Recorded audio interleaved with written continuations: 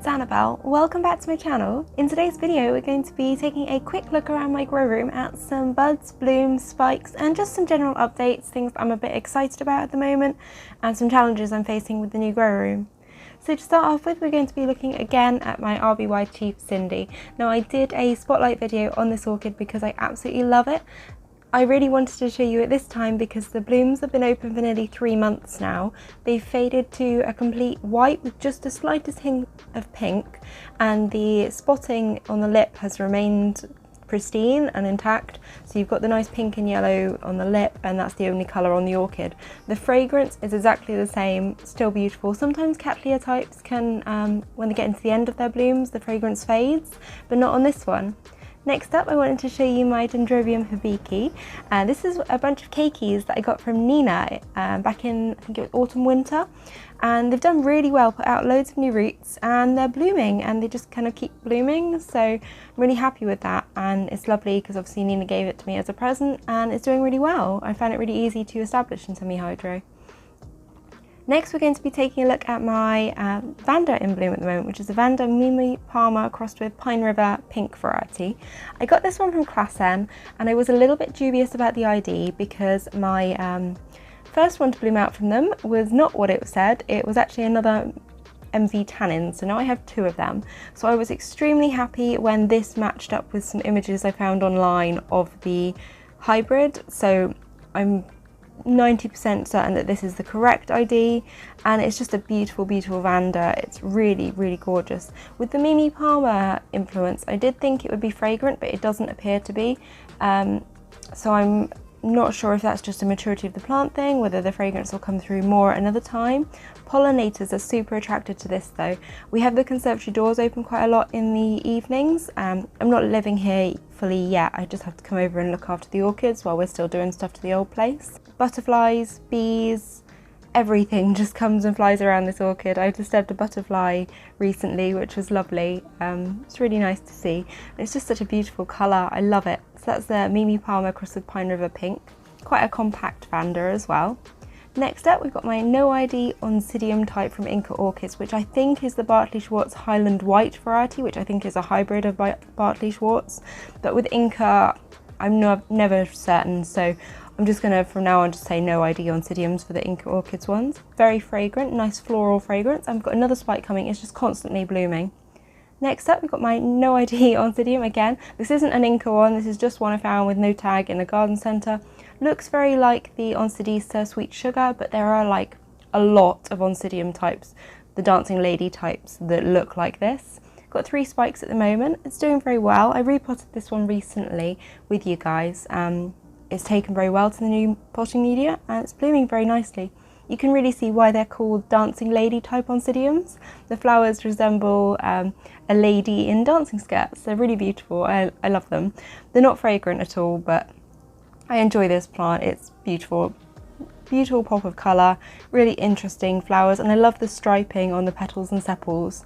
And the lip obviously is just the dramatic show-stopping piece of this orchid. It's really beautiful, and it produces these towers of flowers, which I think are really interesting. On a larger specimen plant, these can get absolutely huge, so I've got that to look forward to. Next up is my Phalaenopsis Bellina Alba crossed with Tetraspis C1. I have 3 of these. I got them as seedlings to look at the seedling variation, because seedling variation, if you want the one shown in the picture, you probably need to get a few.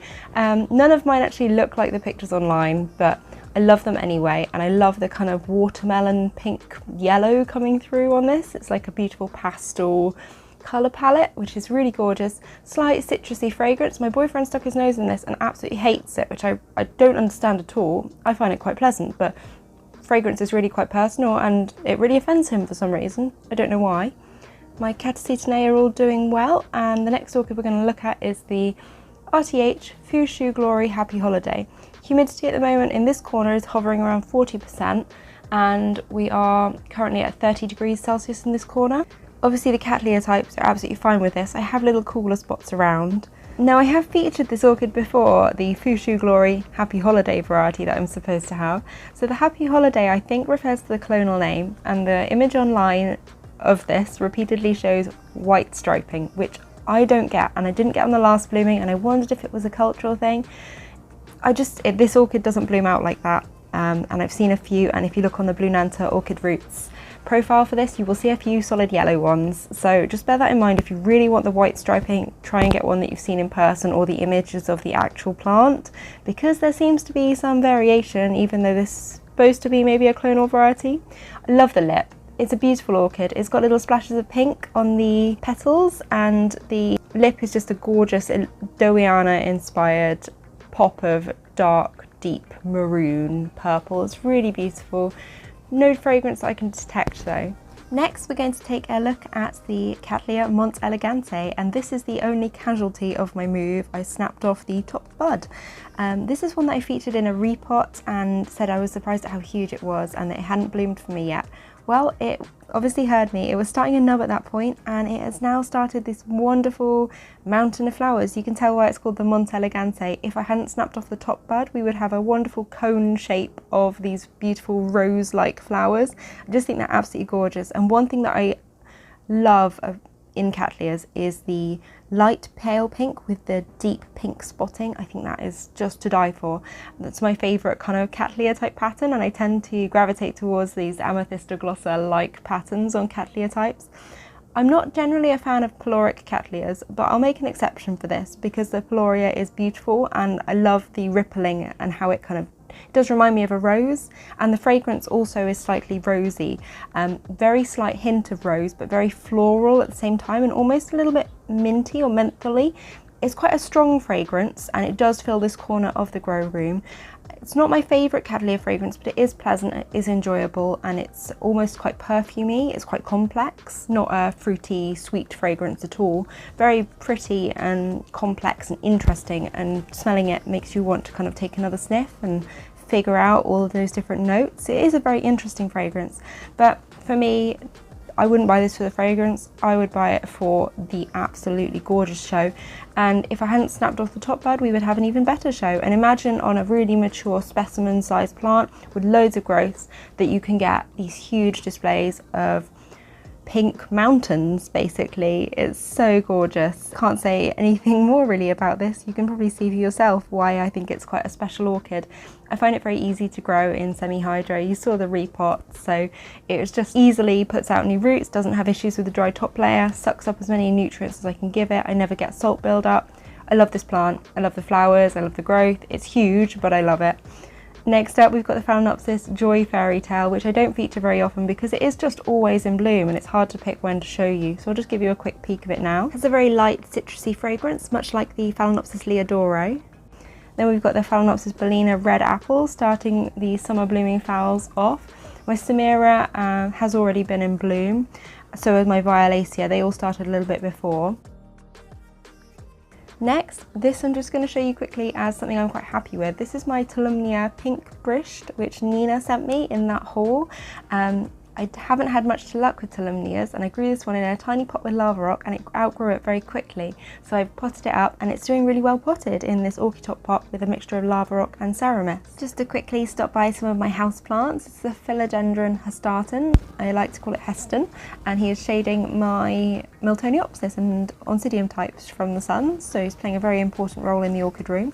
In addition to that, my Syngonium Frosted Heart. I do love these type of plants and I want to get a few more of them, get a bit more into them because they grow really well in the same conditions as orchids. Just a quick look at my seed pods. One is starting to shrivel a bit at the top and dry. I'm not sure if it's aborting or if it's going to be ready for collection soon, so let me know if you have any ideas. Some odd phals are in bloom at the moment, just a couple of buds at the end of spikes. This is my Angraecum didieri. I've already shown this, I think it was autumn, winter time, it was in bloom.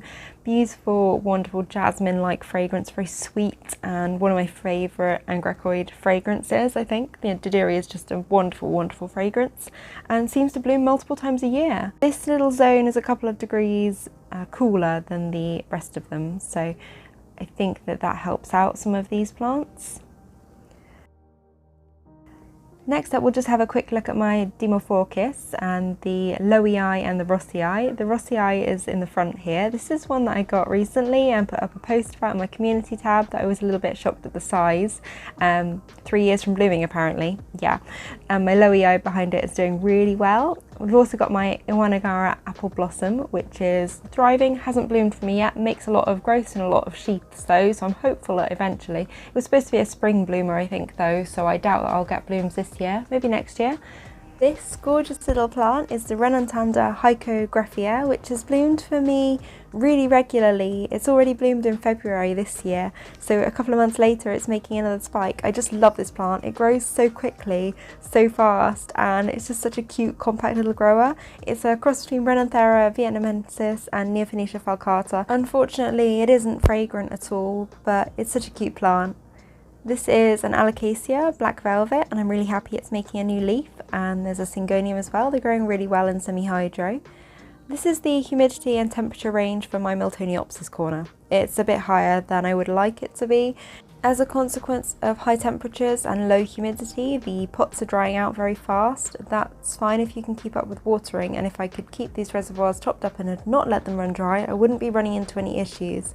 Unfortunately, because we're not living here at the moment, I'm coming over in the evenings to water and I'm missing things, and I did let them all run dry at one day when it was about 30 degrees Celsius, and I started to get some leaf tip yellowing on the Miltoniopsis. So I just need to really keep an eye on that, keep on top of that with Miltoniopsis and Oncidium types, and make sure the reservoirs are constantly full when it's high temperatures, low humidity, and I wouldn't run into these problems. Thanks so much for watching my quick bloom tour and updates today. I hope you enjoyed this video. Let me know in the comments down below, and I'll see you guys all later. Bye!